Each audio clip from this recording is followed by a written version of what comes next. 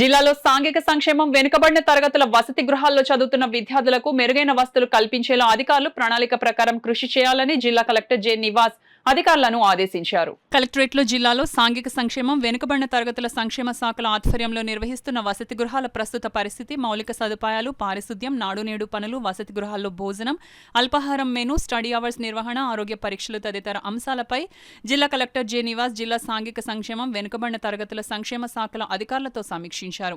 ఈ సందర్భంగా ఆయన మాట్లాడుతూ జిల్లాలో సుమారుగా 33 ఎస్సీ, 41 బీసీ సంక్షేమ వసతి గృహాలు ఉన్నాయన్నారు. వసతి గృహాల్లో ఉన్న పిల్లల బాగోగులు బాధ్యత పూర్తిగా సంబంధిత వసతి గృహాలు అధికారులదేనని ఆయన తెలిపారు. తాను 2 ఏళ్ల పాటు వసతి గృహంలో ఉండి చదువుకున్నానని, సంక్షేమ వసతి గృహాల్లో సమస్యలపై తనకు పూర్తి అవగాహన ఉందని ఆయన పేర్కొన్నారు. ప్రాముఖ్యంగా మౌలిక సదుపాయాలకు సంబంధించి వసతి గృహం గదుల్లో విద్యుత్, ట్యూబ్లైట్లు, మరుగుదొడ్లలో పరిశుభ్రత, బాత్రూమ్ డోర్లు, సక్రమమైన నీటి సరఫరా, త్రాగునీరు వంటి అంశాలపై దృష్టి పెట్టాలన్నారు. సమావేశంలో సాంఘిక సంక్షేమం శాఖ జేడీ డివి రమణమూర్తి, జిల్లా బీసీ సంక్షేమ అధికారి ఎం లల్లి, జిల్లా సంక్షేమ వసతి గృహాల సమన్వయ అధికారి G Venkatrao, SC BC assistant సంక్షేమ అధికారులు, వసతి గృహాల అధికారులు తదితరులు పాల్గొన్నారు.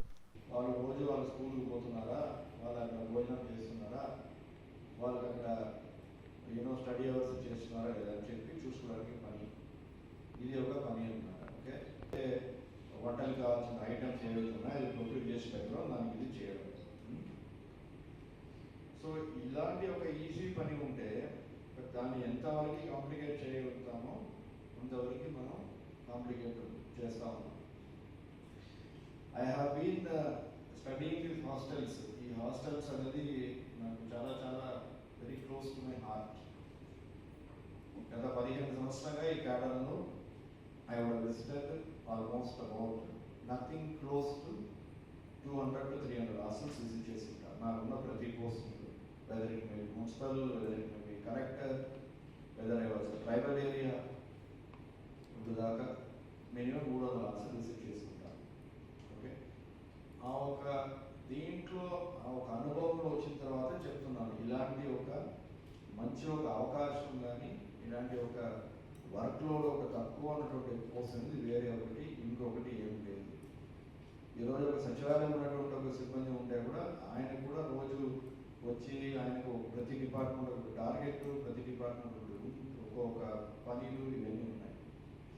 ఎందుకు ఇది చెప్తున్నానంటే your ultimate expectation from all of hostel welfare hostel ఏంటంటే ఆ 80 మంది పిల్లలు, ఓకే, వాళ్ళని మనం ప్రాపర్గా చూసుకోవాలి.